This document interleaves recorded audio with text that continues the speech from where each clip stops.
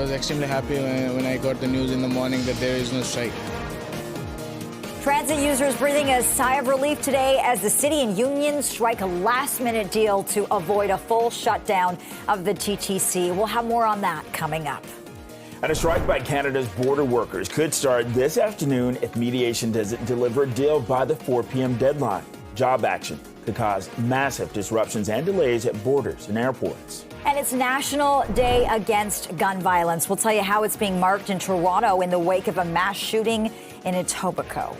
Good afternoon and welcome to CP24 Live at noon. I'm Bakari Savage. And I'm Lena Latifat. Thank you for joining us. If you were up late last night on TTC watch, well, you were not alone. Subways, buses, and streetcars, they are running today after the TTC and union representing its workers struck an 11th hour agreement. CP24's Melissa Duggan has more. Melissa, you've been going from station to station, talking to people. How's it looking?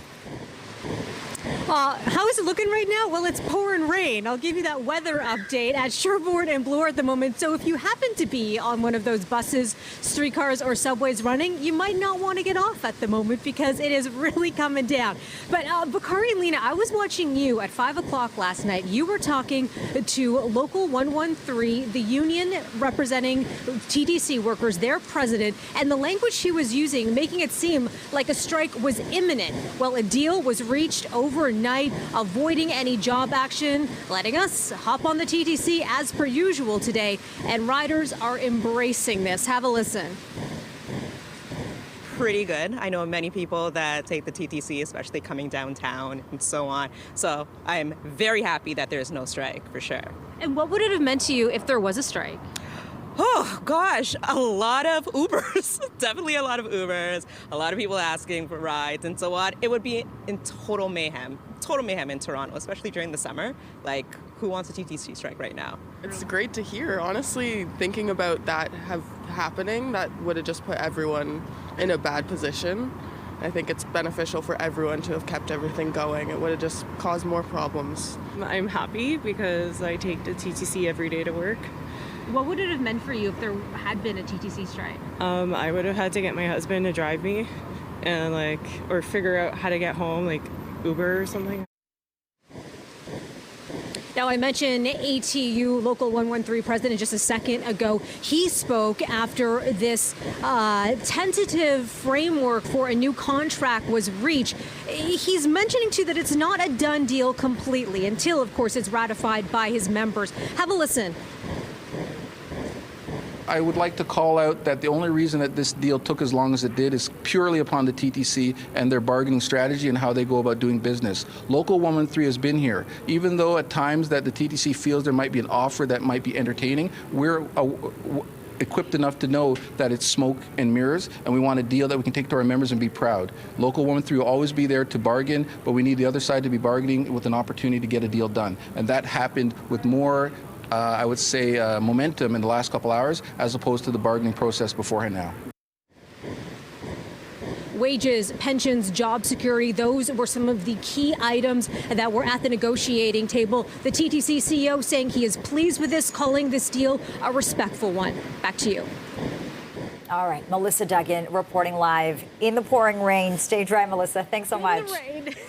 We'll strike action at the border. That could begin this afternoon. Have more than 9,000 Canadian Border Services employees will be in strike position as of 4 o'clock this afternoon. The union and the federal government, they remain in mediated talks, and a deal is still possible, although most of the frontline border workers are deemed essential, A work-to-rule action could still cause delays at crossings. Border workers are seeking pay on the same level as police officers. Toronto is marking the National Day Against Gun Violence. Mayor Olivia Chow laid flowers at the Peace Garden Memorial during a ceremony in Nathan Phillips Square this morning. The day is meant to remember victims, raise awareness about the causes of gun violence, and create a path toward healing and peace. I want to talk about what the City of Toronto is doing to support community safety. We have a Safe TO, which is a 10-year commitment, a 10-year community safety and well-being plan, working with residents and community partners and other orders of government to make Toronto safer. and support community well-being, a very holistic approach. This budget that we approved a few months ago on Valentine's Day. Gun violence does not just affect the immediate victims, it has ripple effects that are far-reaching. It erodes the social fabric of our neighborhoods, creating an environment of fear and mistrust. Economically, it strains our healthcare system, law enforcement resources, social service providers as well. Emotionally, it leaves scars that may never heal. I know this all too well. And last year, the federal government proclaimed that the first Friday of June would be recognized as the National Day Against Gun Violence. All right, the Toronto Youth Cabinet marked the National Day Against Gun Violence in Etobicoke today. This is where there's been a rash of recent shootings. And CP24's crime analyst Steve Ryan joins us live with more on that. Steve.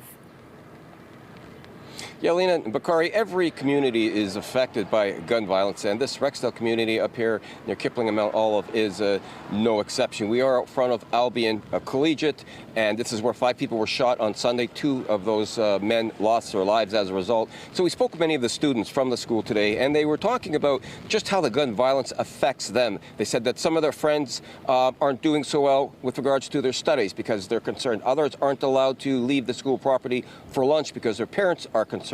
There is several parents who pick their kids up on foot and escort them home to make sure they don't get in trouble. And lastly, we spoke with a woman last week who told CP24 that in this neighborhood, she has her children sit on the floor when they watch television, so their heads are below the base of the window, which is very, very sad when you think about how all people live. These people live up here in a community that's been plagued with gun violence. Now, I spoke with Stephen Menza. He, of course, is a youth advocate, works with the city of Toronto, and he said earlier on as well, I'm paraphrasing him, of course, that he doesn't need a day to remember that it is Gun Violence Awareness Day. He says he's reminded of that every day. Here's more from Stephen Menza. Let's listen. The epidemic of gun violence continues to plague our city, and our young people are most affected by it. The rise in violence we've seen being perpetrated by our youth in our communities will not be effectively addressed through downstream approaches. Only an upstream, community-driven response will be successful and has proven to be effective. Upstream, he's talking about programs for youth in some of the marginalized communities within the city. Downstream would include arrest and prosecution by the courts. At that point in time, it could be too late to get to some of these youth. So he is advocating, as are many others, for more social programs to be put in place so we get these kids at a young age where they're not enticed to be part of the criminal lifestyle. Let's send it back to you guys. Okay. That's CP24's crime analyst Steve Ryan live in Etobicoke. Thanks, Steve. Well, Toronto Public Health is urging people to make sure you're vaccinated against invasive meningococcal disease following a rise in cases. 13 cases have been reported to Toronto Public Health so far this year. The agency says that's the highest number of infections since 2002. 2 of the cases have been fatal. IMD is a potentially life-threatening bacterial infection. It's most common in children under 5, teens, and young adults who are not vaccinated. Symptoms include fever, joint pain, stiff neck, and sensitivity to light. A new poll finds Canadians are 3 times more likely to prefer someone other than Prime Minister Justin Trudeau to lead the Liberals in the next election. 56% of respondents in the Nanos research survey for CTV News said they'd prefer the Liberals have someone other than Trudeau at the helm. Just 17% say they think Trudeau should stay on as Liberal leader in the next election. 18% say they have no preference, while 8% were unsure. The survey has a margin of error of plus or minus 3 percentage points, and it's considered accurate 19 times out of 20. One of the first major street festivals of the summer, it kicks off today. It is festival season. Due West Fest takes over Dundas Street from Ossington to Lansdowne, along with plenty of delicious food options. Visitors can expect music, dance, art, and local shopping. The road will be closed to cars as of 1 p.m. today and last until Monday, just after midnight. Illuminato Festival Toronto is back for another year. The annual Summer Multi-Arts Festival features Canadian and international artists who will illuminate the city with music, dance, theater, performance art, and more. The festival runs until June 16th. Mayor Chow is going to be on hand at this afternoon's 12:30 announcement. This is going to be the kickoff. It'll be at David Pico Square. And more than 200 restaurants, they're taking part in Summerlicious this year. That's back. The event gives people a chance to try some new spots to eat at old favorites. 3-course prix-fixe menus will be available for lunch and dinner. Lunch prices range from $20 to $55, while dinners go for between $25 and $75. Summerlicious runs from July 5th to the 21st. Reservations can be made starting June 20th, and a full list of restaurants taking part is listed on the city's website. And here's some other events to check out this weekend as part of Illuminato. Mel Lastman Square, North York, it's hosting a night market.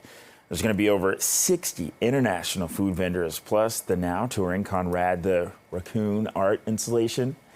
The Lakeshore Village BIA welcomes back their Grilled Cheese Challenge. That runs tomorrow from 11 a.m. to 9 p.m. on Lakeshore Boulevard West and Islington Avenue. And also tomorrow, Yonge and Dundas Square is hosting Desi Fest, which celebrates South Asian music and culture. And the Beaches Arts and Crafts Show, it runs tomorrow and Sunday at Kew Gardens. Visitors can shop artisan treasures from 140 plus Canadian vendors. And coming up next on CP24 Live at noon, we are heading into the final weekend before Monday's mayoral by-election in Mississauga, and a new poll shows a very tight race. Stay with us. Well, welcome back. Ontario Premier Doug Ford shuffled his cabinet just hours after the legislature rose for an extended summer break. Yeah, the biggest move sees the ministers of energy and education swapping portfolios. Todd Smith becomes the education minister, while Stephen Lecce moves to energy. Steve Clark, who resigned last fall as municipal affairs and housing minister amid the Greenbelt controversy, has been appointed government house leader. And other moves. Stan Cho moves from long-term care to tourism, culture, and gaming. Neil Lumsden drops his tourism duties and will now simply be Minister of Sport. And Natalia Kusendova-Bashta moves from the backbenches into long-term care. Jamie Elgin is a principal at Canaptis Limited. He joined us with more of the shuffle and the new role for Lecce. When you look at what's going on in Ontario, electrification, you see a ton of investment going into EVs and all the supporting infrastructure, and the talk that everything's going to be more and more electrified going forward, relying on less on other forms of energy. We know that there's going to be massive refurbishment in the nuclear sector here in Ontario, and going to need to continue to expand Ontario's power grid. So for Minister Lecce, it's going to be less of a public-facing role. Education is not quite as in the media, in people's eyes on a day-to-day basis, but it's a massive economic portfolio for the province, and so it's a new role for him. And Mitzi Hunter is a former Liberal cabinet minister. She joins us live with her thoughts on the shuffle. I think that's welcome news for the sector, who are looking for someone that they can be more consultative with. At the same time, we know that Stephen Lecce is a very good communicator, and energy and electrification is certainly needing that in the province. We have big ambitions when it comes to converting to an electric economy with e-vehicles and other things, but we're not ready. We don't have the capacity in terms of the electricity supply, and we also, our grid is not in shape yet to deliver what we need. So we need someone that is going to step up. The legislature rose yesterday, a week earlier than planned, and MPPs, they're not scheduled to be back at Queen's Park until October 21st, so a very long break. It's 12:15, 14 degrees. CP24 Live at noon continues after the break. The Ontario SPCA is asking for help from the public after taking in 12 Shih Tzu dogs. They were in poor health. Right now, we're joined live by Bonnie Bishop with the Ontario SPCA's Community Outreach Services. Bonnie, looking at this number, $12,000 or $20,000 rather, in care for these dogs, let's talk about the condition that they came in and, the reaction to everyone seeing these dogs. Yeah, the condition that the dogs came in where some had significant hair loss, there was matting, flea infestation, some have dental disease, and obviously some of them will need to be spayed and neutered. And because there were intact dogs, male and female, that were housed together, there's a potential that several of them could possibly be pregnant as well. Okay, and they will be available for adoption, but not for some time, correct? Absolutely. Yes, they will go up for adoption once they go through the full vetting process and the animal care process that we put all of our dogs through. And that will be dependent on each individual's condition. As I said, some will need more care than others, but our goal is to get them up for adoption as soon as possible so that we can get them into loving homes. What details can you share about their surrender? We're talking about a dozen dogs here. Well, the owner made a difficult decision to reach out to the Ontario SPCA for assistance with rehoming these dogs. It's a situation where she became overwhelmed with the number of dogs and realized that she was no longer able to provide care for them. When something like this happens, talk about the strain on resources that happens.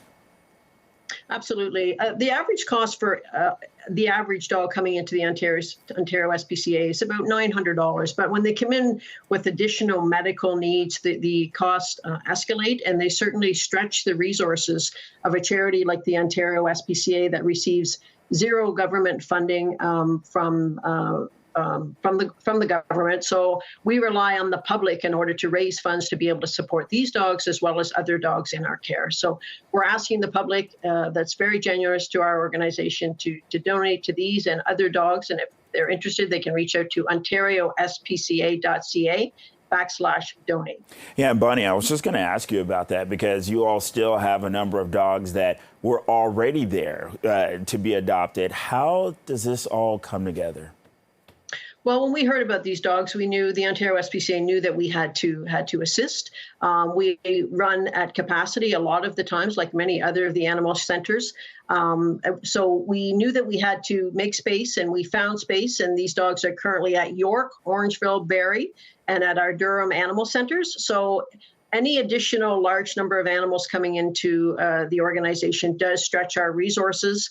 But we knew that we needed to assist. These dogs needed care, and we wanted to do everything we could to support them. And now we're reaching out to the public and asking for their assistance to help us care for these dogs as well as all of the other animals that are currently in our care. Yeah, so Bonnie, they're spread out at 4 different agencies. They're all about 8 months old. Are these from the same litter?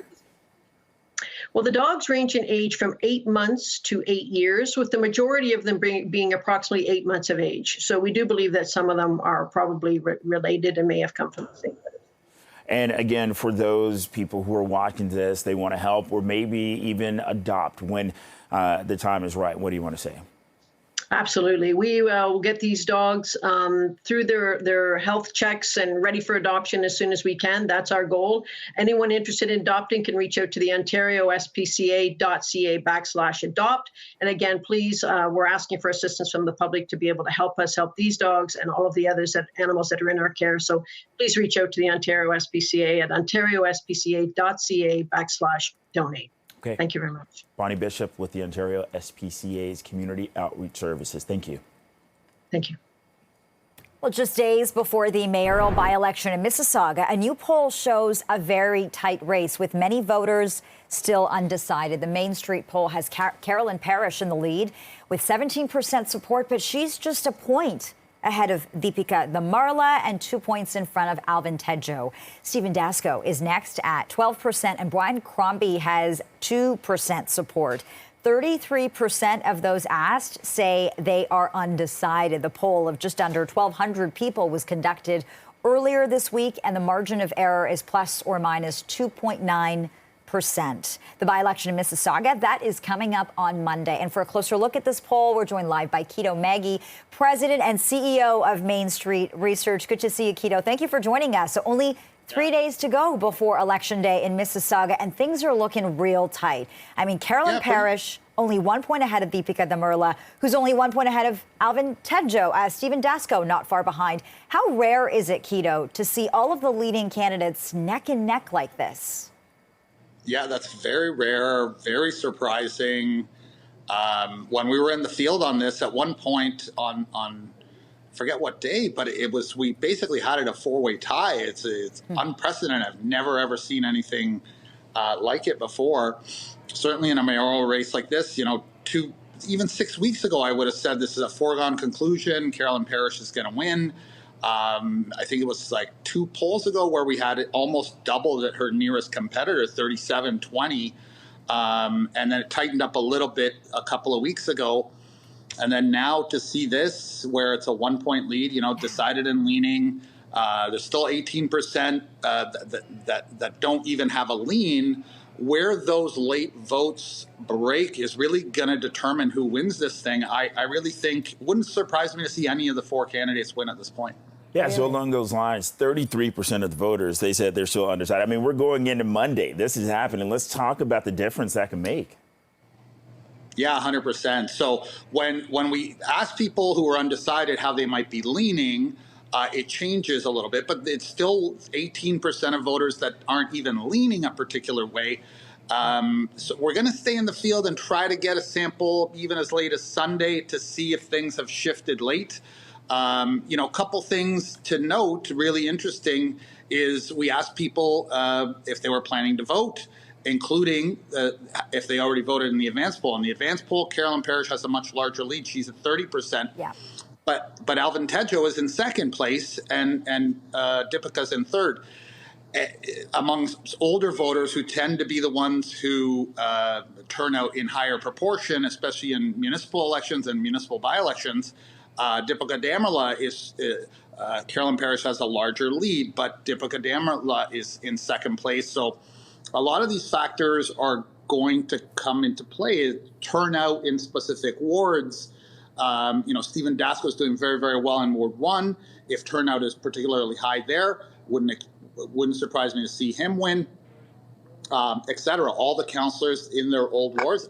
I do think Carolyn Parrish still has the advantage here because of that lead among the advanced voters, because of the lead among seniors, and because there's also a by-election in her former ward, Ward 5, where she stepped down, and now there's a whole new race. I would expect that would increase turnout in that ward. So those are 3 big advantages for her, but it could be a nail-biter. I expect to be up late on Monday night. Yeah, it's interesting that you think it's going to be a really long night for Mississauga voters. So if you're a candidate, Kito, looking at these results and seeing just how tight it is, how hard do you campaign this weekend? I mean, this weekend is going to be crucial. Yeah, exactly. I think all the campaigns are going down to the wire. They're, continuing to knock doors, talking to the people that they've identified before that might have said, oh, I'm kind of leaning in your direction, trying to confirm that support and get it solidified. All of these things are really, really going to matter. And the efforts that get out the vote effort that all the campaigns will do on Monday means, turnout could be up. I'm expecting around 20%, could be a little bit higher, could be a little bit lower. And sort of the traditions in Mississauga are going to come into play, and how people decide. Mississauga's never has had a female mayor now for the last 70 years.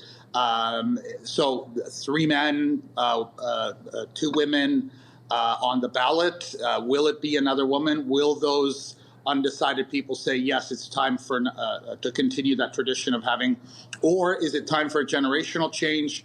And it's time for Alvin Tejo to take over, or Stephen Dasko. I think all these factors are going to play into people's decisions, and this weekend is absolutely critical. From now, the last 72 hours until Monday, and those efforts on Monday are all going to make a difference.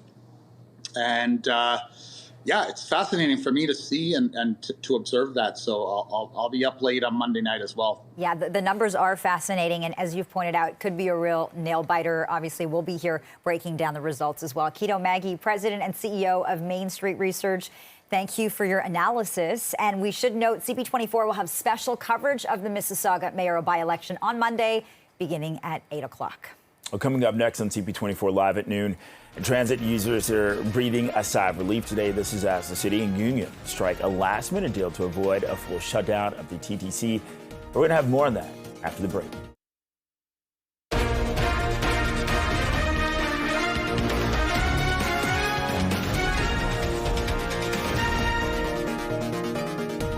I was extremely happy when I got the news in the morning that there is no strike. Transit users breathing a sigh of relief today as the city and union strike a last-minute deal to avoid a full shutdown of the TTC. We're going to have more on that coming up. A strike by Canada's border workers could start this afternoon if mediation does not deliver a deal by the 4 p.m. deadline. The clock is ticking. Job action could cause massive disruptions and delays at borders and airports. It's National Day Against Gun Violence. We're going to tell you how it's being marked in Toronto in the wake of a mass shooting in Etobicoke last weekend. Good afternoon and welcome to CP24 Live at Noon. I'm Lena Latifat. And I'm Bakari Savage. If you were up late last night on TTC Watch, you weren't alone. Subways, buses, streetcars, they are running today. This is after the TTC and the union representing its workers literally struck an 11th hour agreement. And for the latest today, we are joined live by Marvin Alfred, ATU Local 113 President. Marvin, thank you for joining us. I'm sure you are exhausted. I know it was a really long night, so thank you for making time. So as TTC riders were anxiously waiting for word last night, you were at the bargaining table trying to get a deal done. Take us back to last night if you can. Can you talk about how this deal was reached, this tentative deal? Well, as we've always stated that we had a mandate in order to have the strike by 98% of our members. We did promise to be at the bargaining table to negotiate a deal that respected their needs for job security, benefits, and wages. And unfortunately, it took the TTC that long in order to come to their senses and actually provide the resources needed to get a deal. We feel as though the TTC had a position that whatever they were going to do, they're going to do all along and put everybody through this chaos by design. The TTC was touting all week that they were very confident about a deal, and city councillors were very confident there was going to be a deal. But unfortunately, at the bargaining table, there was no deal. Okay, so you did note that members still have to review the details and then vote on the deal. Can you walk us through that timeline? What's happening next? Well, over the next coming days, we're going to be providing our membership a clear outline as the details of the deal that we've bargained so that they can have the information in order to have a ratification vote. There is no deal that will be solidified without our membership endorsing a negotiated deal. Marvin, I'm not sure if many people in our city remember this. I know you probably do. Back in 2008, a deal fell apart after members voted against it. That led to the city's last transit strike. Are you worried that might happen this time? We are confident that the membership, when fully apprised of the details of this deal, that they will endorse. We have a deal that respects their needs regarding job security, benefits, preventing contracting out, dealing with the cross-boundary issue, and benefits for not only our active members, enhanced benefits for our pensioners. These are some of the things that we need to address, including wages. And hopefully, with this deal being clarified for our membership, they will have a full understanding and endorse this deal. We know what happened in 2008, and that was unfortunate. But again, the democracy is everything. It was their will to reject that deal, and they will have an opportunity to endorse this deal. And if not, we will deal with it going forward. So are you urging your members to take the deal that's on the table then, Marvin? Absolutely. I am endorsing this deal. Our board signed on it about 3:30 in the morning last night. Our executive board fully signed the deal unanimously. And, also, Marvin, along those lines, you said that this could have all have been avoided, but the TTC is doing business as they have been. Can you talk more about that? What can you share with us? At the bargaining table, the TTC acts as though we do not have the right to strike. It seems as though that they're not really bringing any real notion of trying to get a deal up until the last few moments of what we experienced last night. We have the right to strike given to us by the provincial government. We had to negotiate a deal last night with the right to strike, but this right to strike only came because we had to beat the provincial government in court twice to have that right. But the TTC seems to have forgotten that and not treated us at the bargaining table as though we're equitable partners in negotiating deal. They've exploited it for too long, many rounds of bargaining, where they know that they have that advantage over us when negotiating. Our members are tired, they're frustrated, they're pissed off at what's happening, and that's why they galvanized the 98% vote to have a strike mandate. We, on behalf of our membership, have a mandate to provide the needs that they're requiring to get a deal. We've done that so far, but we're tired of the way the TTC chooses to negotiate, treating us as though we're a disposable, renewable resource that don't have the real authority to negotiate a deal to protect our membership. We hope that this experience will have enlightened them to know that the next time we're negotiating will not be the same. All right, Marvin Alfred, we will leave it there. Thank you for your time. Thank you, and have a good afternoon. You too. Well, strike action at the border, it could begin this afternoon. More than 9,000 Canadian Border Services employees will be in a strike position as of 4 p.m. Yesterday, we were watching for TTC negotiations. Today, we're watching for this. The union and the federal government remain in mediated talks, and a deal is still possible. Although most of the frontline border workers are deemed essential, a work-to-rule action could still cause delays at crossings. Border workers are seeking pay on the same level as police officers. The Toronto Youth Cabinet marked the National Day Against Gun Violence in Etobicoke today. This is where there's been a rash of recent shootings. CP24's crime analyst Steve Ryan joins us with more on that. Steve. Yeah, Lena McCarty, let me give you a quick example as to why getting down to the bottom of root causes is so important when we deal with gun violence. Very quickly, I was a homicide detective and I was interviewing this young person who's around 19 years old, was looking at a first-degree murder charge because somebody stepped on his shoes and the shooter felt disrespected. So during my interview with him, we talked about the potential penalty that that person would be facing, which could be life in jail. And he did this, the shoulder shrug. So I always refer to that story when we're talking about gun violence in communities, because that shoulder shrug is part of the root cause. Why are young people willing to go to jail for the rest of their lives if they feel disrespected, or if they want to get initiated into a gang, or if somebody steps on a corner that they claim to be their own? Root causes are so important. As the police chiefs have said many times, the police cannot arrest their way out of gun violence. So we're talking about shootings that occurred up here near Albion High School back on Sunday. 5 men were shot, 2 were killed, we have reported. And some of the students came out here today and spoke with us with regards to how they feel about gun violence in their neighborhood. I also spoke with Stephen Menza. He is a youth advocate that works for the City of Toronto.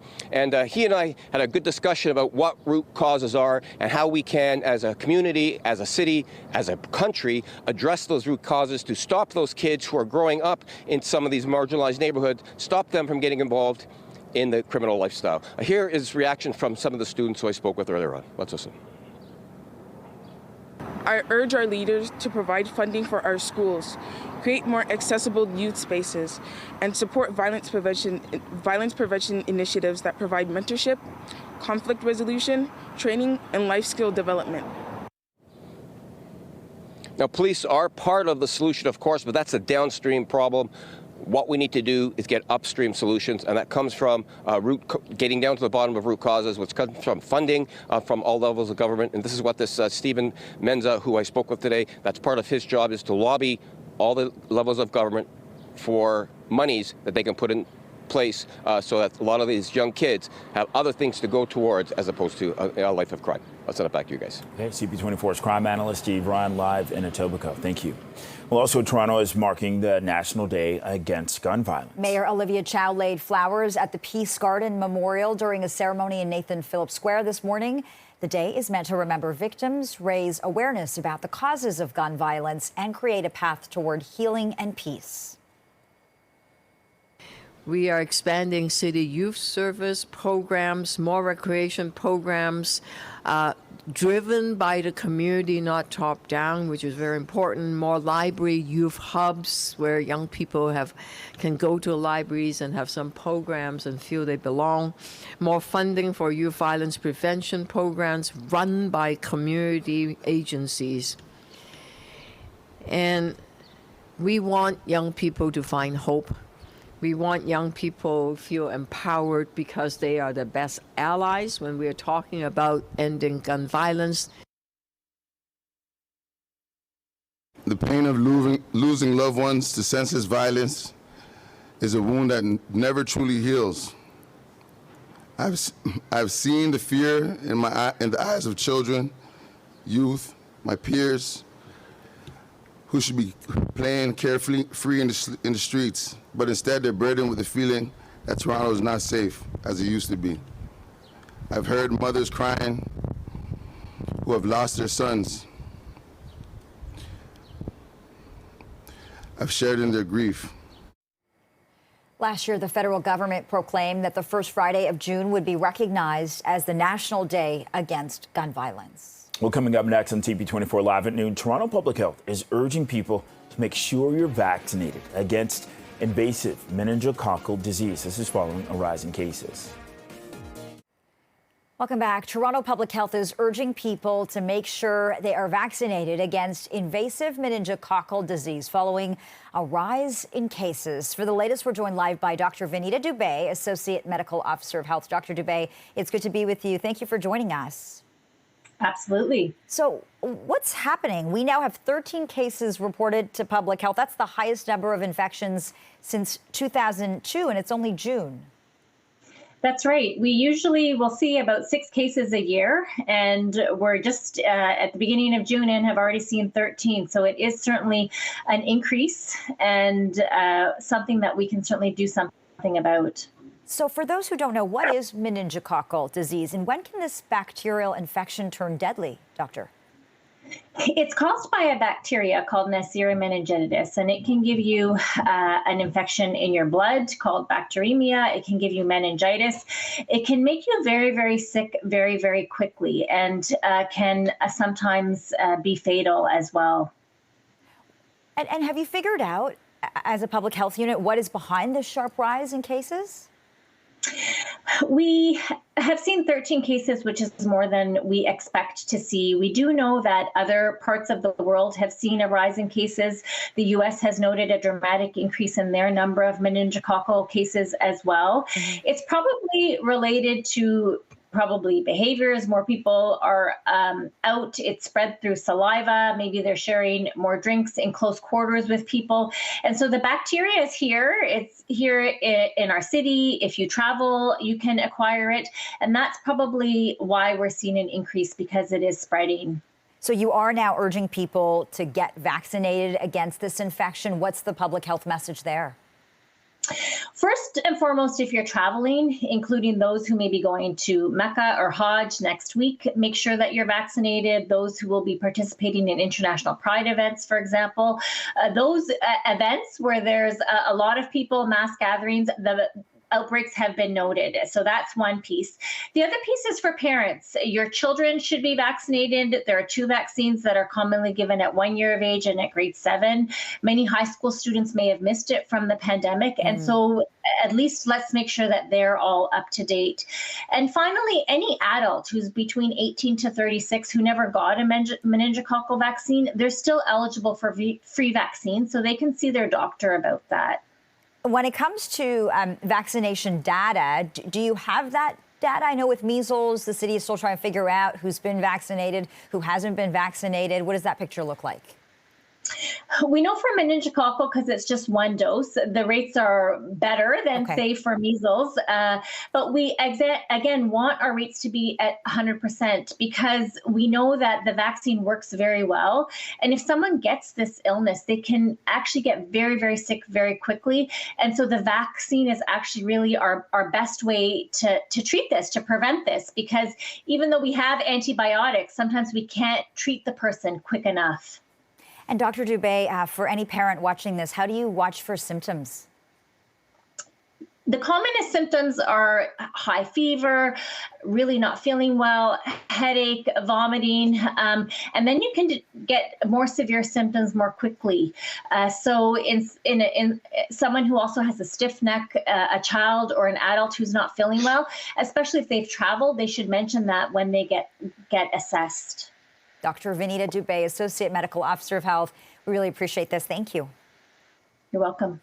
It's 12:49, 15 degrees. Let's get a check on the roads this lunch hour with Adjua and Tia Yeboah. Adj. Yeah, it is a soggy Friday. So if you're headed out, it's going to take you a while to get to where you need to be. A rain coming down, either light or quite heavy in areas. But I will start with some good news through the rain. We had problems on the westbound 401 in the express at Warden. Was a collision, was blocking the 2 right lanes. Problems all clear, but as you can see, it is very slow as you head through. Also, it looks more like rush hour than it does midday in the afternoon because of the rain, so it's busy from Dixie to Leslie. We had reports of some flooding on the right lane of the highway on the East 401 in the collectors at Leslie. Looks like MTO came on scene and they sopped up the water, which is a good thing. Further east, it's getting busier through the rain as you make your way in towards Durham, and a slow crawl on the Don Valley Parkway as you make your way northbound, approaching Bayview Bloor. Continues slow all the way up towards the 401. Outside of camera view, crews on scene of a collision blocking lanes on Highway 27 and Finch. I'll send it back to you. The CP24 traffic report is brought to you by capitaldirect.ca. Adjoa, thanks so much. Well, we got a sneak peek this hour for Formula One fans and anyone who wants to learn about the sport. The F1 exhibition is being held in Toronto at the Lighthouse Art Space at Yonge and Queens Quay. And joining us live right now is Toronto native Jonathan Linden, who's the producer. Jonathan, we got to talk about the cool factor here. You're going to have actual F1 vehicles, including what's left over from that wild crash in 2020. That was in Bahrain, right?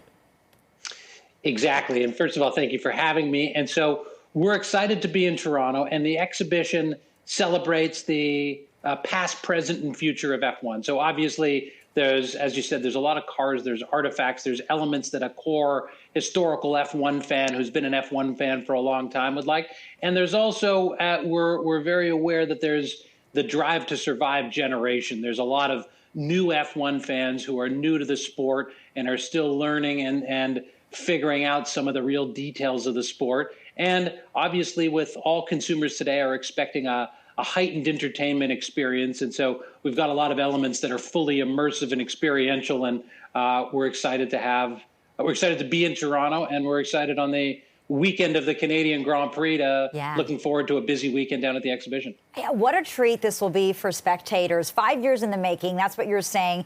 What did it take to bring this to our city?